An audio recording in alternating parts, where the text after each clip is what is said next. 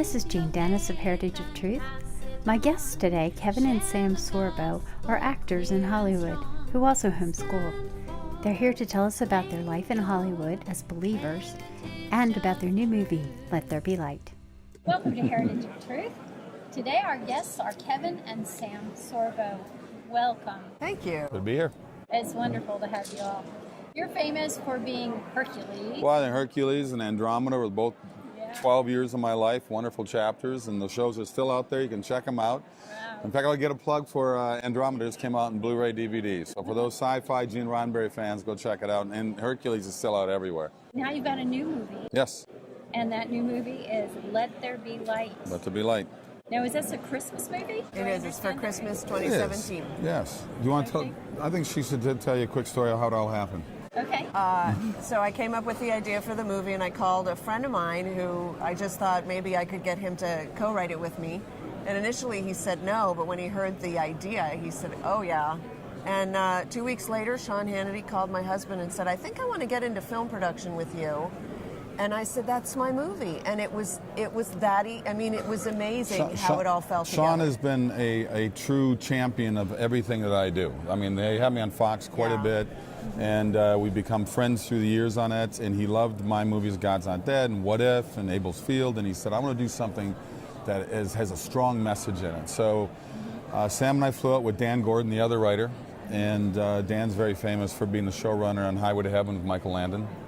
And Dan did the pitch. He's a wonderful pitchman. Yes. And 30 minutes later, Sean basically pulled out his checkbook and said, I'm in. So we shot it in Alabama just this August and September. We used the same crew that did in Birmingham. We used the same crew that shot Woodlawn. Mm-hmm. And Here Comes Our Water. Movie. Fantastic, thank you. Okay, so what is the main story of the movie? How much do you want to give away? The world's greatest atheist has a near-death experience Okay. and comes back with a new mission. That'll be interesting. It's an interesting movie. It's a love story. It's a power struggle. Yep. It's about redemption. It's a story about family. Inspiration. And inspiration. Yeah. And Christmas. And Christmas. Well, it covers kind of almost a year, but it finishes at Christmas time Well, for when a did reason. Jesus come into the world, right? What's At the Christmas time. darkest week of the year in the Northern Hemisphere? It's Christmas. Yeah, that's And true. what was Jesus? I'm the light of the world, so let there be light. Because the evil likes darkness, doesn't like the light. People that don't like the truth like to hide. But the light shines in the darkness. This is true. That's right. And then they try to scamper away, but the light will find you. See that? All right. You're getting really good at playing atheists. Now, how did you end up becoming? Because I have so many atheist friends that I have wonderful battles with, and I love to say I just take away all reason and accountability, become one of them. So it's interesting. I mean, when they came to me with God's Not Dead, they said, you may not like this part, but we really love you to play it. I liked it right off, and I said, I would love to play this part. And I don't think PureFlix, we knew we had something good, but it doesn't matter what movie you're making, it's always sort of a roll of the dice to see what happens with it. This movie obviously exceeded everybody's expectations and became, in the history of Hollywood, is ranked number 4 on the rate of return, the ROI list, because it had about a 70 times return on its investment. Wow. So so it's pretty amazing to be in the history of Hollywood, to be in that branch. That's fantastic. Yeah, and it's faith-based. It's not. It's not secular. It's not atheist. It's not promoting bad, ugly stuff. It's promoting good redemption and hope and revival. Mm-hmm. Tell me more about Let There Be Light. It was a wonderful experience to be involved in. I mean, they both decided, Dan and Sam, that I was going to direct, and I directed before. I started back in my Hercules years, and I'm the male lead in it. Sam wrote it, and she's the female lead in it. And we actually put both of our 2 sons in there. Oh, wow. Tried to get our daughter too, but she was too nervous to do it. But the sons have been in acting class for about 3 years now. They were ready, and we did audition them, and we had them go through the process. We got really lucky with the beautiful locations in Birmingham. Yeah, lucky. We did. We did get lucky, because never know. The whole project was incredibly blessed, and there's some really great stories that we're putting into a book about the making of the film. Oh, really? Well, Kevin's putting it into his next book. So. And the stories about people that we cast that we didn't know at the time. The people who worked had on the stories movie, that they had.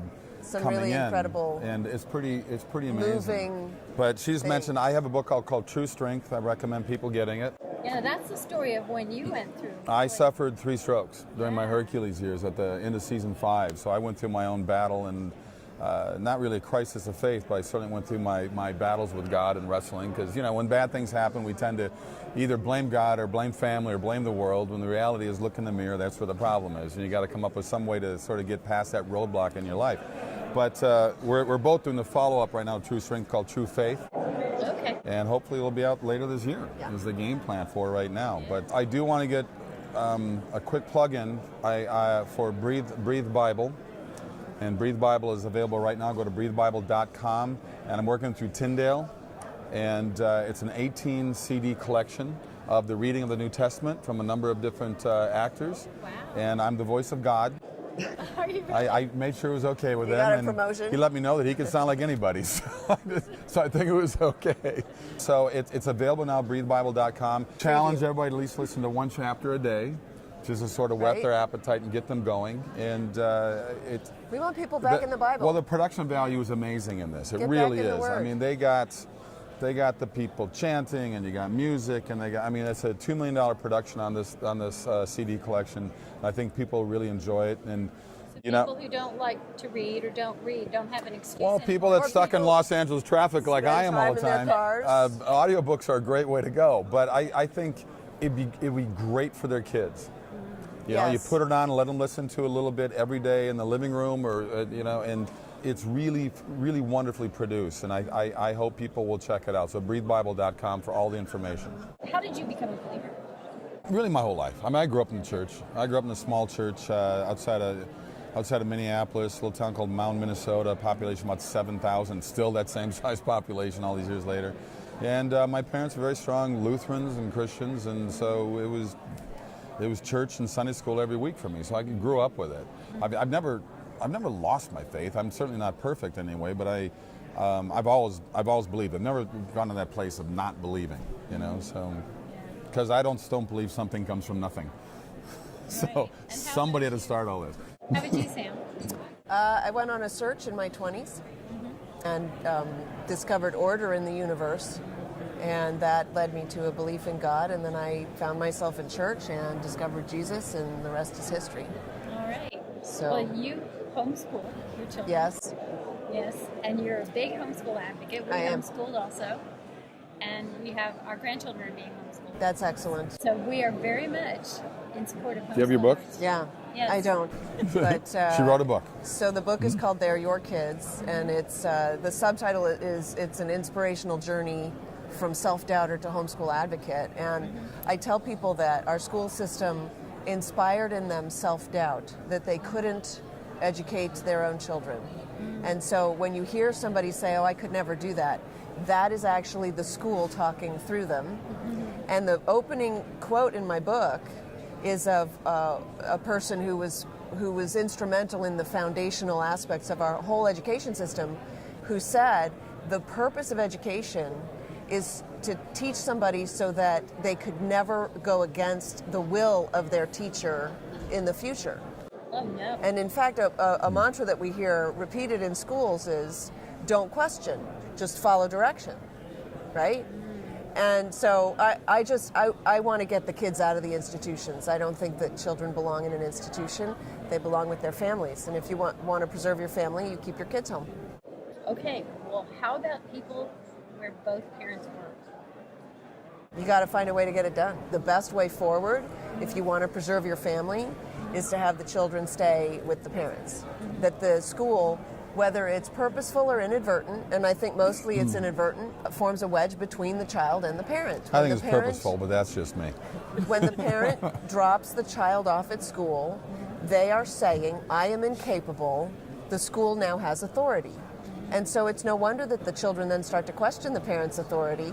The parents themselves are urging the children, question my authority. This body, this institution has more authority than I do. You can't solve all the problems, and I know that we've gone to two parents working, but there are other ways to get that done.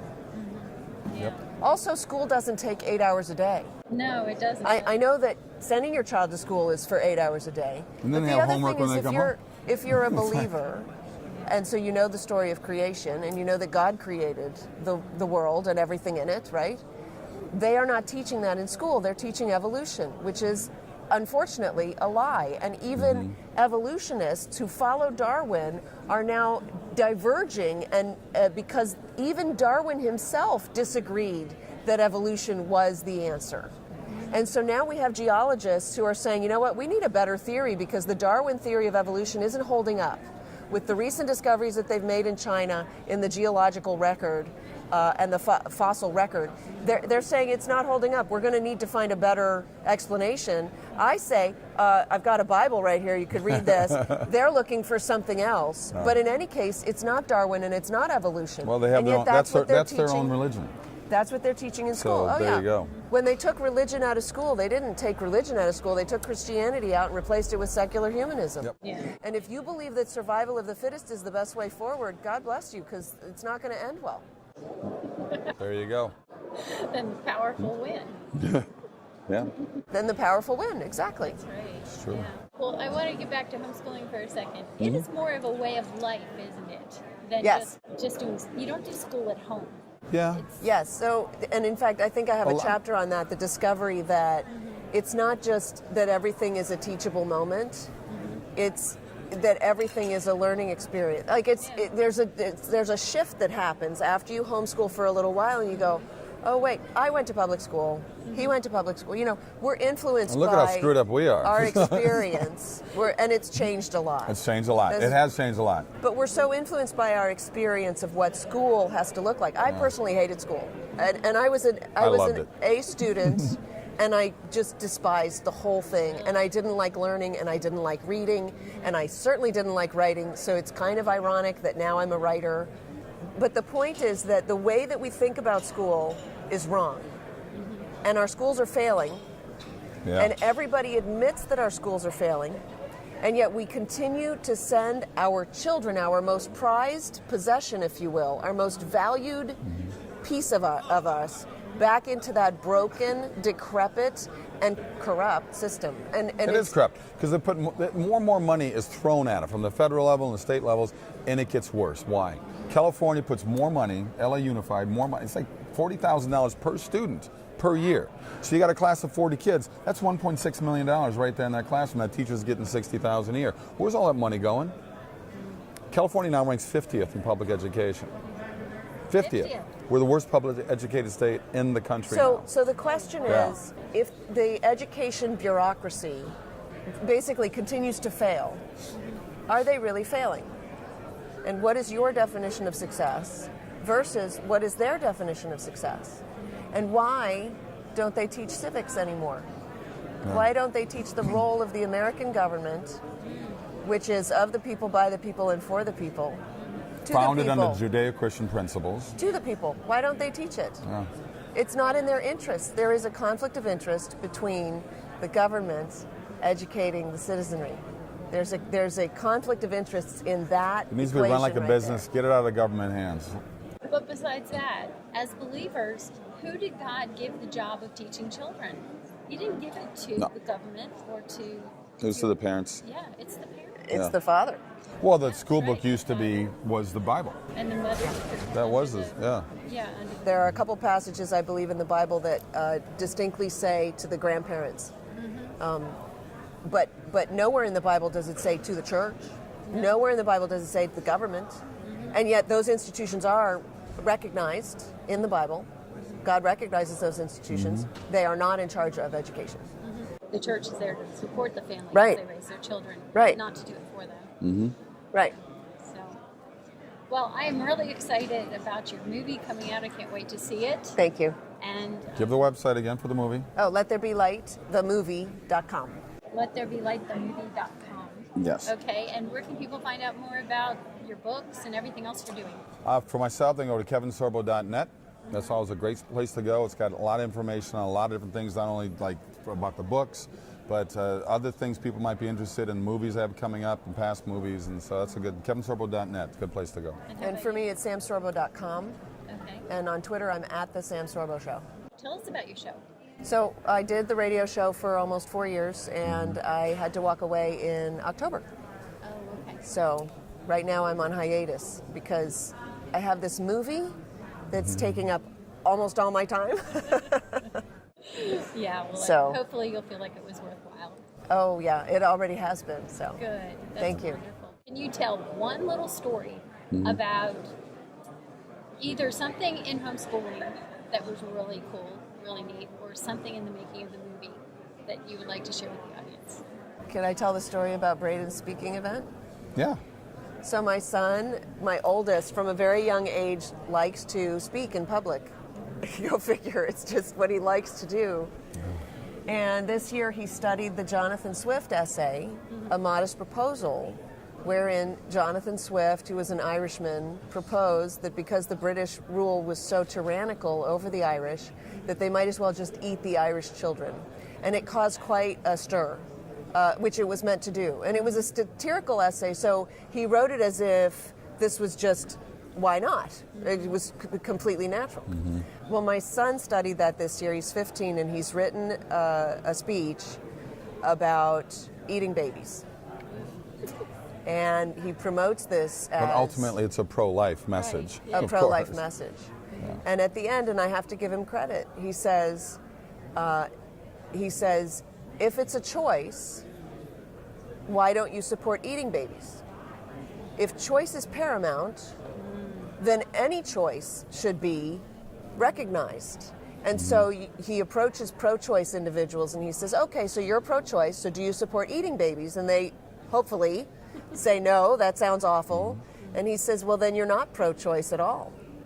And to try to get them to rethink their priorities, because there is a human being in that equation. That's right. I work with pro-life groups, and I was talking to a friend the other day, and he said, you know, this idea of my body, my choice originated in the Garden of Eden. Eve reached up and took the apple and said, my body, my choice. But it's not just a woman's body. There's another person in there. There's another blood flow. There's another heartbeat. There's Well, as I It's recall, very true. I Adam do a lot was of pro-life standing speaking nearby as also. well. So, And we've completely forgotten about the father in that equation. Yeah, that's And that is an attack on manhood, on maleness, on the male gender. This idea that it's my body, my choice, and he doesn't have a say. So what is it like being believers in Hollywood? It's fun. We love it. It's nothing. We're believers. We have our beliefs. Everybody has their beliefs. I reject Well, it's this still idea that there are something. faith-based films.